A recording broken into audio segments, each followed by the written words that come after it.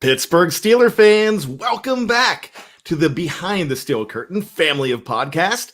You have stumbled on the Monday show, and it's the Steelers Q&A, where Tony Defeo from Behind the Steel Curtain joins me every week, Bryan Anthony Davis, for a big question, maybe that burning question that we're all thinking just for the moment. And so we are glad that you are joining us once again, not only on YouTube, if you're watching us live, or on any streaming platform that you could find us on. It is, we are everywhere. We are omnipotent. And that's not a bad thing that you go to the urologist for, Tony Defeo. Defeo, Hey, I'm sorry. That's all right. Hey, Bryan, good to see you, and hope you're having a great Monday. Hope you had a great weekend. And I wanted to say to you and Dave and Michael, great interview on Friday with Zach Banner. I watched it on Saturday. I loved it. It was the guy. So he has such a great personality. I hope he becomes a figure in that team, in that locker room. It would be great if he does.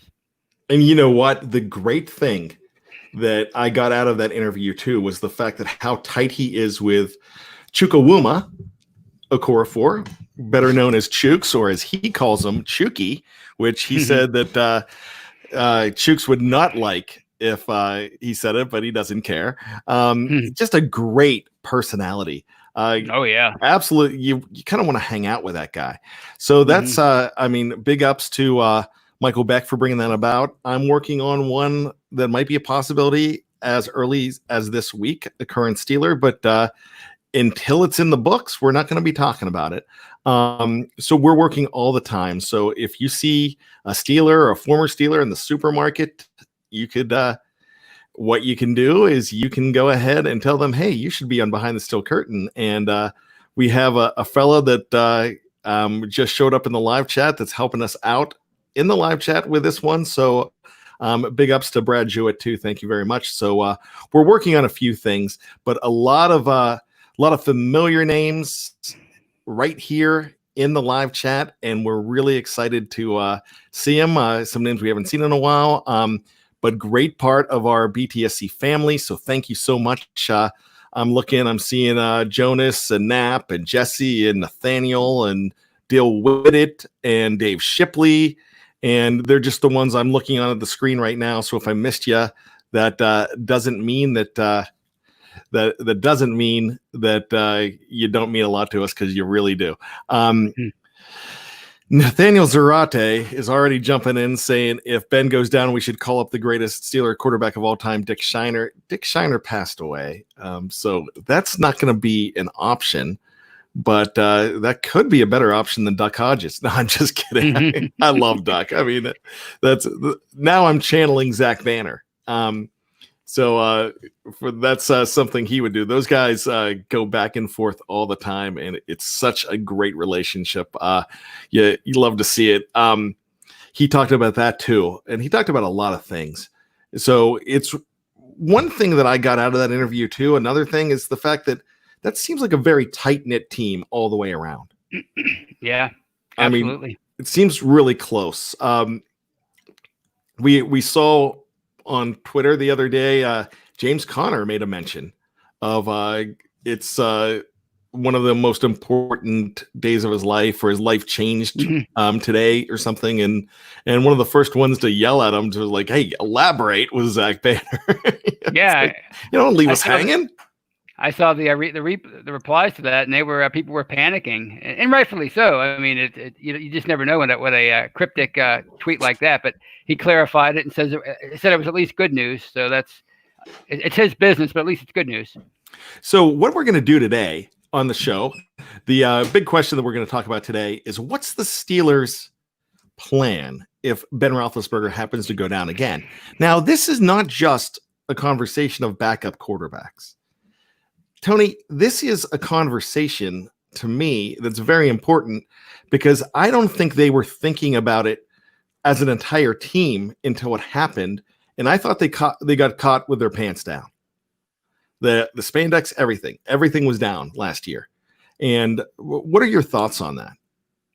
Well, it's just the fact that the two guys that they had, they decided to to go with two young guys behind Ben. And, I think you just had, I think they probably were just expecting the best, and they got the worst when it came to his health, Ben's health. And once he went down, they had to just throw both of them into the fire and hope that they learn from their first experiences as NFL quarterbacks. I mean, that's the way I look at it. Is you drafted Rudolph for a reason in 2018. He had a year under his belt, learning and watching and practicing and playing in the preseason, and then you just had to throw him in there, and he gained 10 games worth of experience, and Duck, I don't know how many games he played in, but at least a half dozen or so. So I think, yeah, they were caught with their pants down, but at the same time, I think they made that choice. They wanted to have a younger quarterback room. I think I've read that they used to want, when Ben was younger, they wanted veterans as his backups. Now they want younger guys that he's older. Now that he's older, they want younger guys that they can bring along. Yes, and I agree with everything you're saying, but that's not really exactly the entire scope of what I'm talking about. Mm-hmm. I'm looking at a bigger picture here. When I'm talking about getting caught with your pants down, I'm talking about Randy Fichtner. Randy Fichtner was not ready to be the offensive coordinator of that team last year. He was ready to be the offensive coordinator of a team with Ben Roethlisberger at quarterback. And I will argue with anybody that says that he was ready, because I don't think he was. There was really no offensive coordinator on that team last year, because the only thing that Randy Land was able to do was to defer to Ben. He had to learn on the fly, just like Mason Rudolph, Duck Hodges, like those guys had to learn on the fly. So help me out with that, Tony. That's kind of what I'm looking for. So on a team scope, is there a plan? I'm not saying backup. The reason backup was not put in the title, because this is not exactly a backup discussion. We will talk about backups, but the team as a whole, they weren't ready for Ben to go down, or they might not be ready for a guy like TJ Watt to go down for the year. So there's got to be, and you're never ready for that, but you've got to think in the back of your mind, is everybody up to speed? Like, who's calling the plays on defense? Who's calling the plays on offense? And if that guy goes down, are you ready to deal with that? And so that's more of the scope of what I'm talking about, having more people prepared. One thing, Tony, that I love Mike Tomlin, and a lot of the time I'm a big Mike Tomlin supporter. I'm an even bigger Mike Tomlin apologist. But one of the things that drives me crazy is the running the wheels off of a running back and not being ready when that running back goes down. Next man up is a great philosophy, but you've got to be ready to know that the people behind those guys have enough experience and enough reps and practice to be able to go. What are your thoughts on that? Well, as far as not, Randy Fichtner not being ready, I mean, it's who has a plan for what direction to go after your backup quarter, or your franchise quarterback goes down in the second week, and you have youngsters as your backups. I mean, I don't know, and that's when you rely on James Conner, right? A guy like that, somebody maybe you could throw your offense through. You could build your offense around, but he was injured last year. He missed 6 games. We've talked about Juju any number of times. A lot of people on my show, Yul Skinner. I don't know if he's using different names, but he seems to be asking the same question. Yeah, he doesn't like Juju, and he was very, very critical of Juju last year. He's been critical of, but a guy like that, he had his struggles last year. So you're dealing with the loss of your best player. Your 2 best skill position players struggle all year. So, Nathaniel, he mentioned that he wanted to turn the TV off every time he saw the Wildcat. Well, I mean, there's an example of trying something different when you don't have your franchise quarterback, and that didn't work. So as far as a plan, I mean, I don't know. I mean, I don't know what kind of plan they could have, other than hoping that Mason Rudolph, if that is your number 2 guy, and he comes in if Ben goes down again, that he has learned from last year, and hoping that the other guys, meaning James Conner and Juju and some of the other young skill position players, that they raise their game. Otherwise, I mean, I don't know what else you can ask of a offensive coordinator or the team in general when your top guy goes down. I mean, we see this year in and year out when somebody like of Ben's stature goes down, usually the wheels fall off of the offense. That's just the reality of it. No matter who the coordinator is. I mean, some guys are able to do some things with spit and wire, as they say, but more often than not, I mean, you're looking at a season that doesn't even finish at 8-8. Well, Tony, I rarely disagree with you.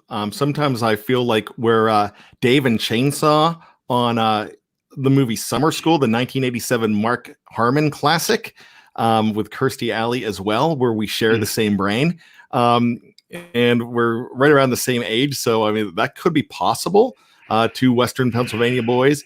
But here's the thing. I kind of disagree with you on this because I'll point out the Chiefs, and everybody's sick of me talking about Matt Moore. Right. But Matt Moore came in and kept it going, right? They didn't win every game, but he kept it going.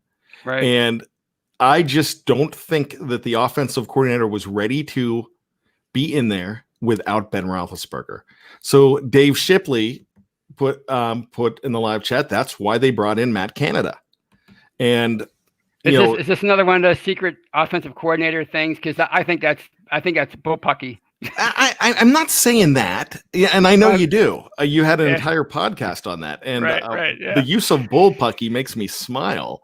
I love it. Now, what I'm saying is, But when you talk about the secret offensive coordinator, secret coordinator, are you talking about Big Ben?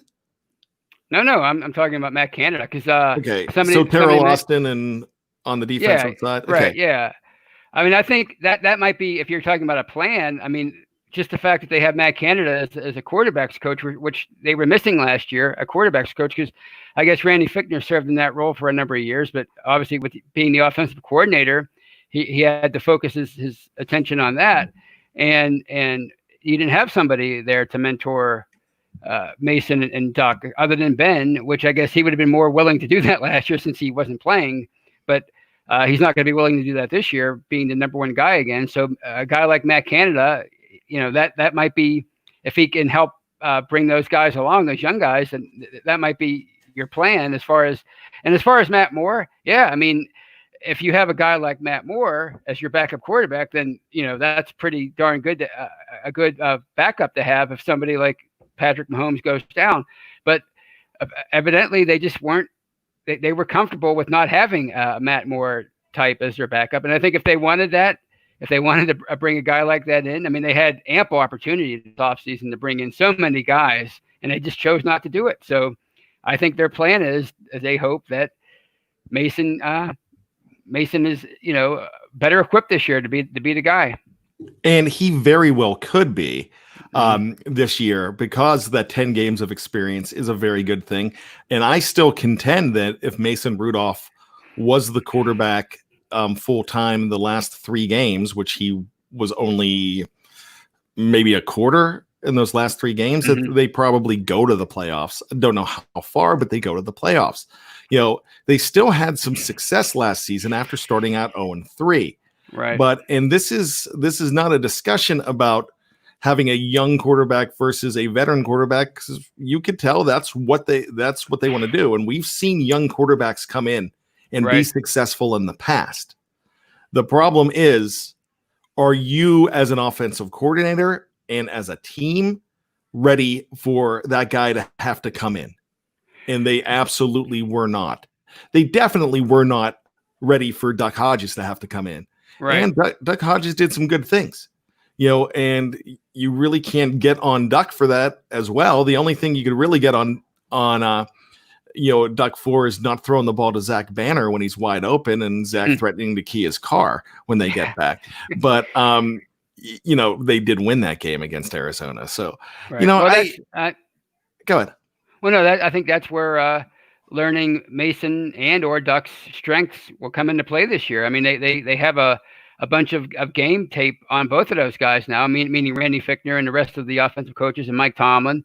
So, I mean, maybe they can tailor their game plan better. They'll be more equipped to tailor their game plan around their strengths and weaknesses than they were last year because, like everybody else, they were caught with their pants down because they weren't expecting to lose their meal ticket by halftime of the second game. Now, Ryan O'Toole says number 2 quarterbacks don't get a ton of practice time until they become number 1. That's when you have a older quarterback, you got to make sure that these guys get practice. And a lot of times Ben does not practice on Wednesdays. Right. So these guys need to, that's what I'm talking about as a plan. It doesn't have to be, oh, you should have signed Cam Newton, you should have signed Jameis Winston. It doesn't have to be that. Going with younger guys, that's fine. You're developing the future, that's no problem. And there's going to be growing pains. Mm-hmm. But you've got to make sure that you're just not throwing a clipboard at them and saying, hey, learn. Mm-hmm. Because that's a problem. And you've got to be ready to call plays and not expect a younger quarterback to be Ben Roethlisberger with the play calling. Right. And because when you take for granted that someone's always there when they're not, you're going to be in trouble. Like, right. I think about this all the time, and this is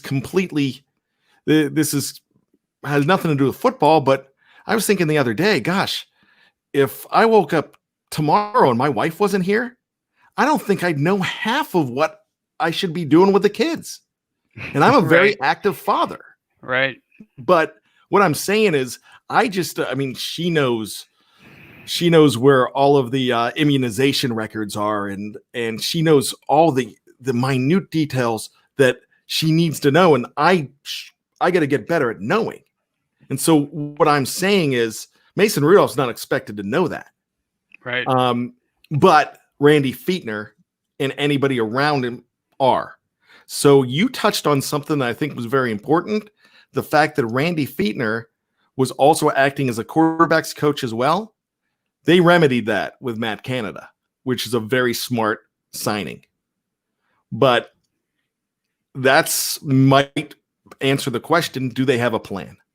So I got to ask you point blank, Tony, do you think that the Pittsburgh Steelers learned from last season? I'm talking management, more coaching management. So the coaching staff, mainly Mike Tomlin. Do you think they learned from that debacle of 2019, or is this something that could happen again?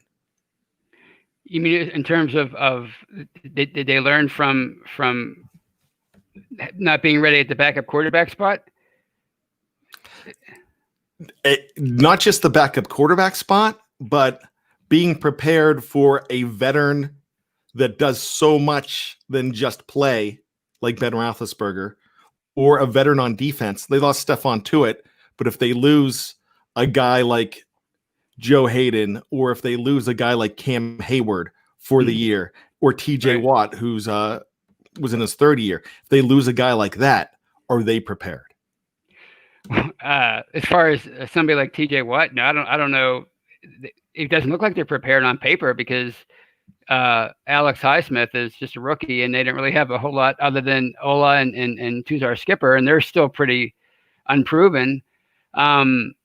Did they learn from last year? Yeah, I mean, they're one of the marquee organizations in football for a reason. I think they don't like to repeat their mistakes, but we're not going to really know that unless somebody big goes down, and that would be if Ben goes down again, and I guess we'll have to see how prepared they are or what they learned from last year. But as again with the hiring of Matt Canada as your quarterbacks coach, I think that tells us that they realize that they need to be better prepared in the quarterback room in case something does happen to Ben. So Dave Schofield's in the live chat, and so is Lance, and I'm not sure exactly what they're talking about because I'm trying to pay attention more to the show, but there's a little bit of a disagreement on where they agree on this. What Dave is saying though is that it's about locker room chemistry and leaders. And that's what I'm trying to say. Look, Alex Highsmith, that's fine. But are there guys to take over for leadership if one of those leaders on the defense goes down? Well, leaders on the offensive line go down. I'm talking about, are there guys that could step in and have that, grab that torch? It's not being passed to them, but grab it. Oh yeah, because you mentioned the close, how close the team appears to be now, how close knit they are in the locker room, and we saw a lot of that last year after the Antonio Brown debacle, and how they were trying to make it pretty obvious to everybody that it was a brand new Steelers locker room and everybody was getting along. I think you have that, when you have a guy like Cam Hayward and Marquise Pouncey and I read an article from about Zach Banner about the weight that he lost and how Marquise said, look, you can't be out here talking trash on the field. You have to be more of a professional. That's your job. So, I mean, I think they do groom the younger players as far as, and they show them what it takes to be leaders in the locker room. I think that's when you have great leaders at the top, like a Cam Hayward, like a Marquise Pouncey, like a David DeCastro, like a Joe Hayden. Well, they set a great example, and if somebody goes down and they're not around, then I think somebody else picks up the baton and sort of runs with it as a locker room leader. I think there's a lot of great young, TJ Watt. I mean, here's a guy who's already leading the "Who Ride, We Ride" chant before the game. That tells me that he's already a leader in that locker room. So even the young guys are stepping up and leading. So if a veteran does go down, then they're going to have somebody step up and take over. And you know what? I want to go back to the Zach Banner interview the other day where he was lobbying, not just lobbying, you really can't lobby at this point, where he was talking about how it was a shame, and he even mentioned politics, that TJ Watt was not Defensive Player of the Year last year. And so that's in his third year, that's how much they believe in each other. And that's an offensive guy talking about a defensive guy. And that bodes very well for team chemistry. I want to kind of wrap this up with Dallas Quinley right here. I really love this comment. All the eggs in one basket much. So the reason I'm bringing that up is I think there's it goes back to the whole thing. The Mike Tomlin and the Pittsburgh Steelers have a history of just riding a guy and putting all their eggs in this basket, or is that just an NFL thing now because of salaries that I think you have to rely on guys making so much? I'm sorry, I'm not trying to cut you off. Go ahead. Well, no, I mean the eggs and all the eggs in one basket thing. I think when you have a guy like Ben and you're paying him $30 million a year, it's hard to have a really great backup plan in general on the roster, whether it's a quarterback or something else, because your whole season does ride on that guy. Because first of all, you can't to get two quarterbacks they get a really great veteran quarterback that of a caliber of a Cam Newton, for example, or a Jameis Winston, you're going to have to pay a lot of money, right? I mean, usually, I know Winston signed for a lot less than people realize, but by and large, if you have a guy like Ben, it's hard to have somebody as a backup that is of the caliber that you'll be comfortable with if Ben goes down. Like the better that guy is, the farther the fall is going to be if he does go down. So yeah, you have to put your eggs all in one basket, and we can't have it. We can't have it both ways. We can't have a franchise quarterback and then expect them to have another really great quarterback as his backup. It just doesn't work that way. Not in most cases anyway. I'm not asking for a superstar at backup quarterback. What I'm asking for is a plan to be able to bring that guy in and have him succeed and be able to coach him. Let me bring up the enemies here. Let me bring up the New England Patriots. Mm-hmm. One of the this is why I think Bill Belichick is a fantastic coach. This is why I think the guy they have there at offensive coordinator right now as well is why did I lose his name all of a sudden? Be a professional, Bryan. Josh McDaniels. And why I think he would be so much better in the situation should Tom Brady go down and you bring Jarrett Stidham in.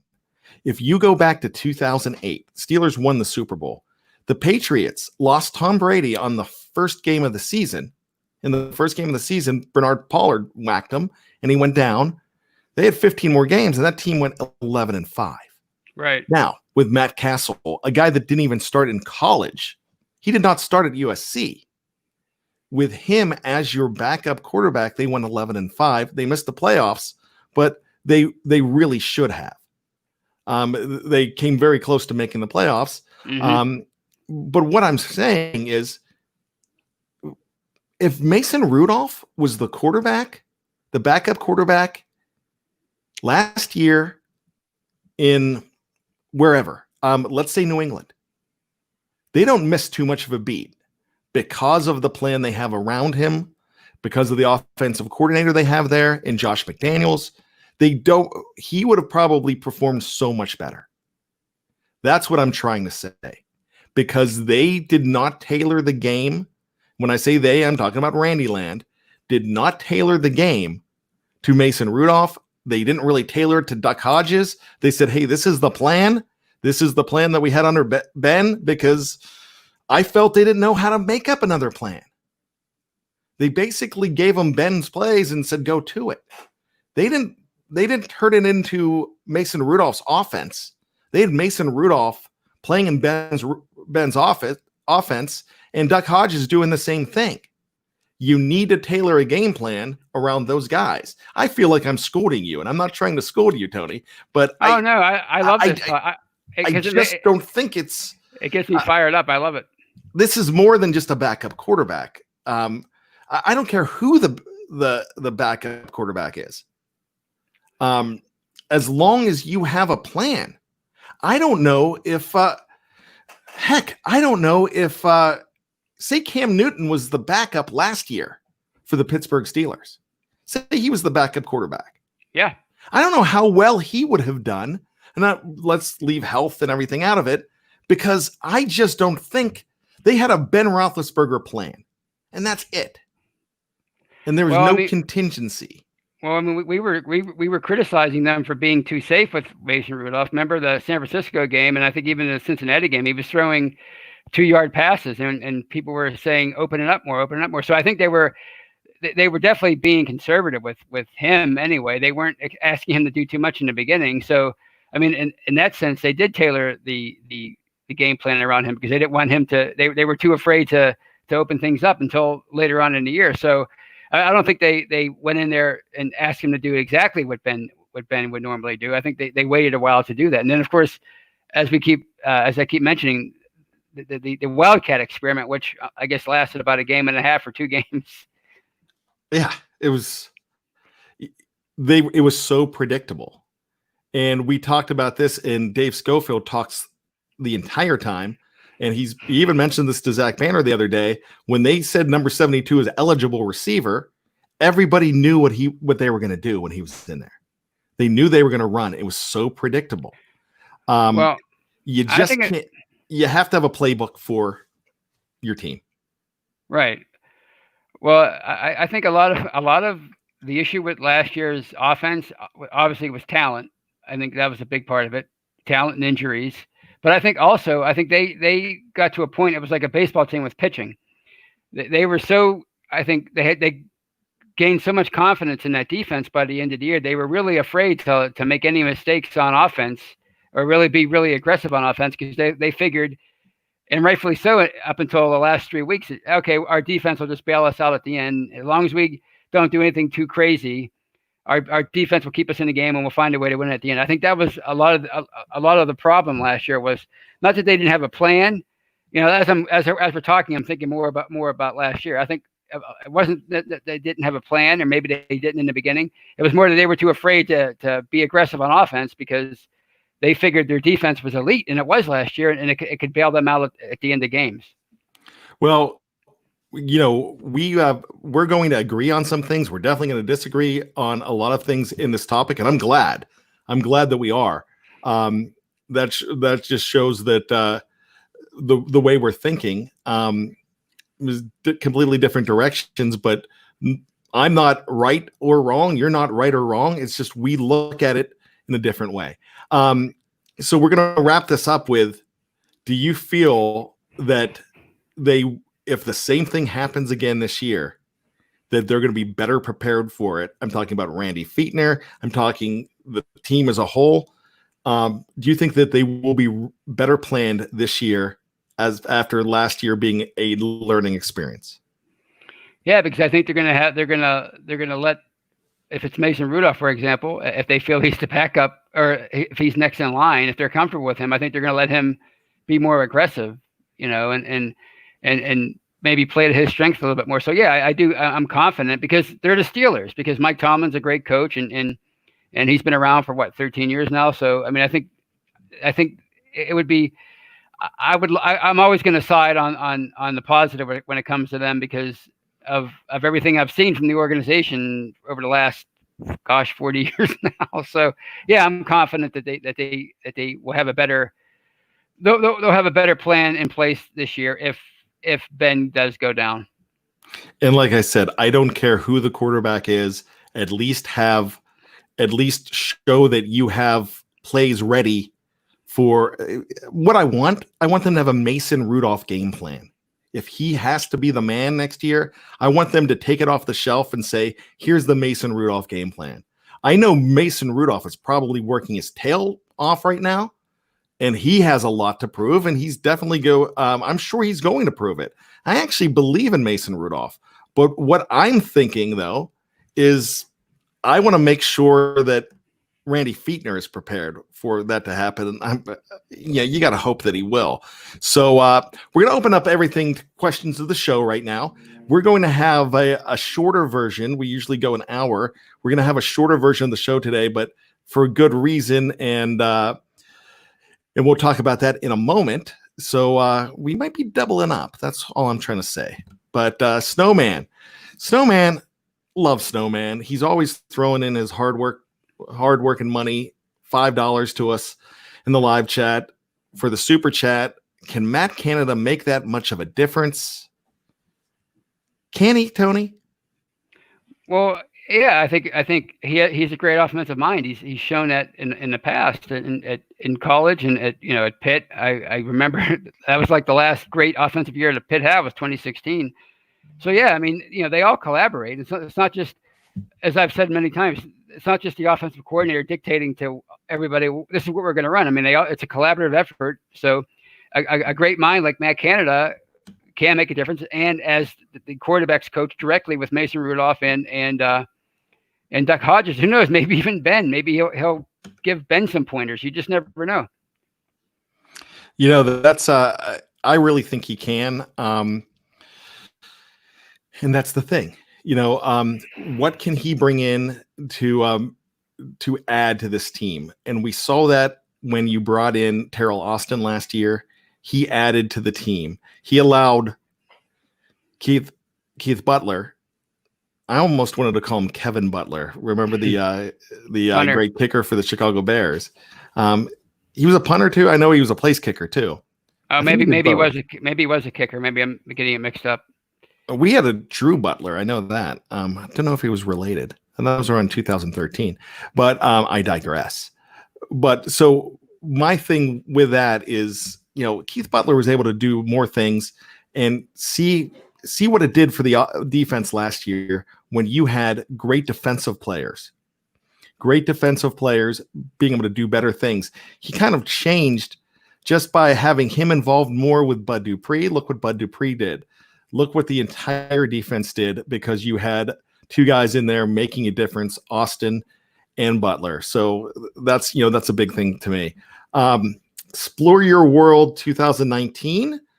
I just watched a whole bunch of Roethlisberger game tape, and I'll tell you what, if he is even 75% of the player he was in 2018, the Steelers are going to make a serious Super Bowl run. Tony, before I ask you your thoughts on that, that's not really a question, but I love that comment because I really agree with Explore Your World there. And the reason I'm saying that is he also doesn't have Antonio Brown to force the ball to, right. Which is going to greatly take away from those interceptions. So what are your thoughts on that comment? Oh, I absolutely agree. I mean, I think that's,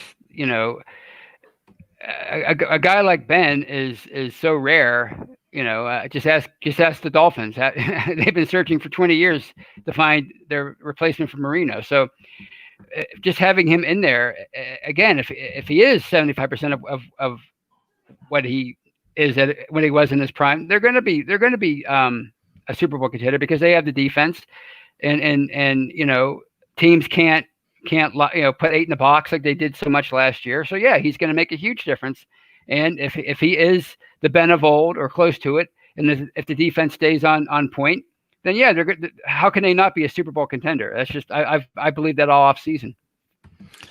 I brought up Lance, and that was the wrong comment. Frank the Tank asked, "Did Randy learn anything from last year?" And all I'm going to say is I hope so, and that goes back to what we've been talking about for the last half hour. Do you think he learned anything? Yeah, as you mentioned, he learned that.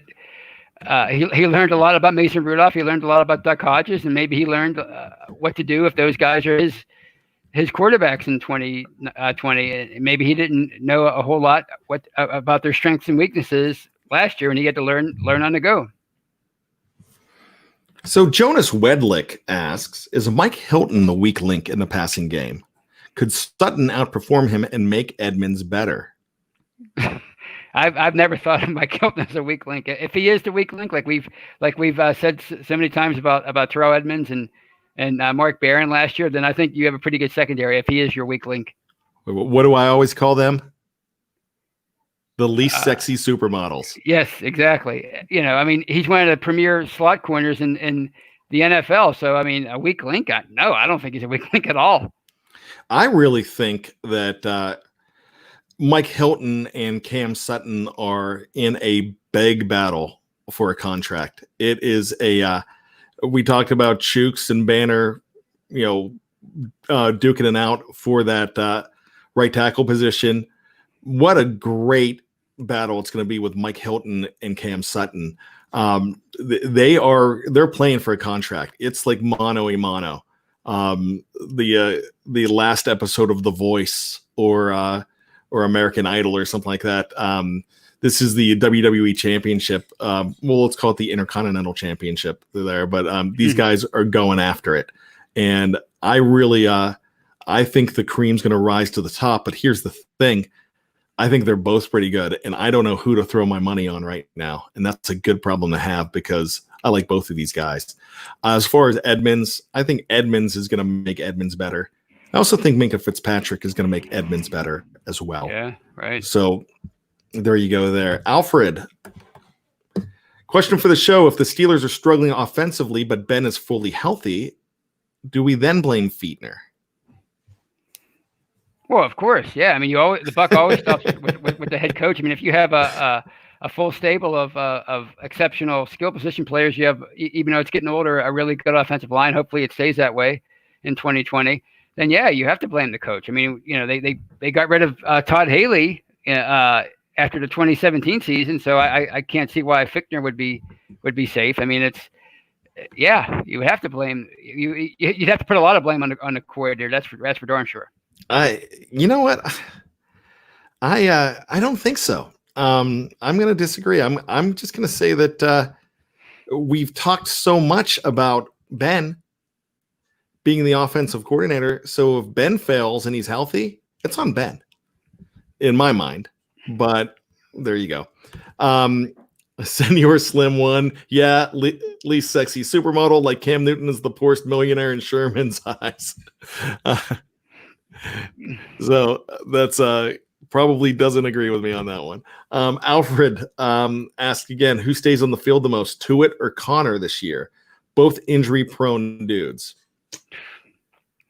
I'd say just by the nature of the position, it would probably be Tuitt. As far as the running back position, it would probably be Tuitt. That'd be my money.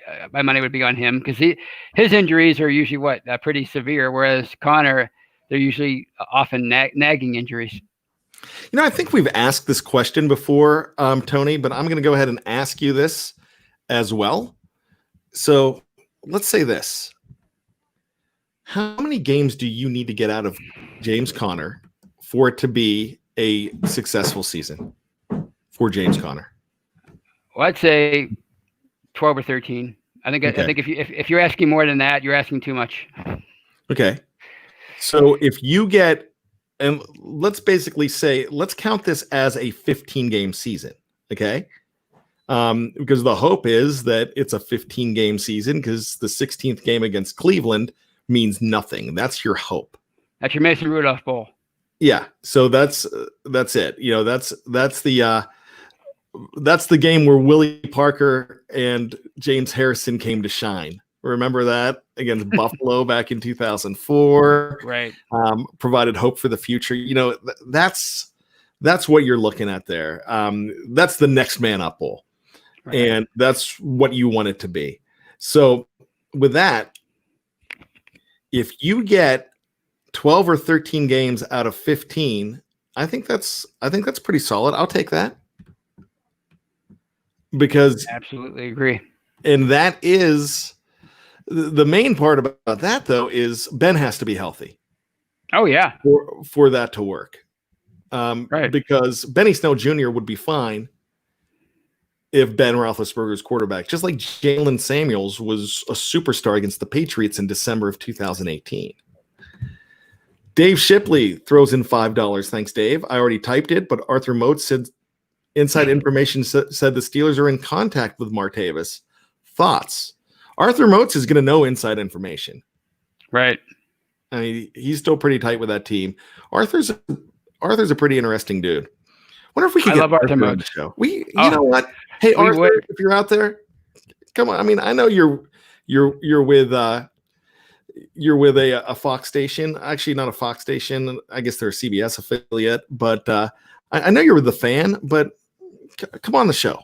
He'd be a great guest. He would be great. So I've been reaching out to Dunlap. He's never gotten back to me. I'd love to have Dunlap on the show too. I'm a fan of Dunlap. But hey, anybody out there that wants to be on the show that's in the know, we'd love to have you. What are your thoughts on this? Do you really think that they're in contact with Martavis Bryant? Well, I mean, if Mote says so, then I think you have to trust him. I don't think he would say that unless it was true.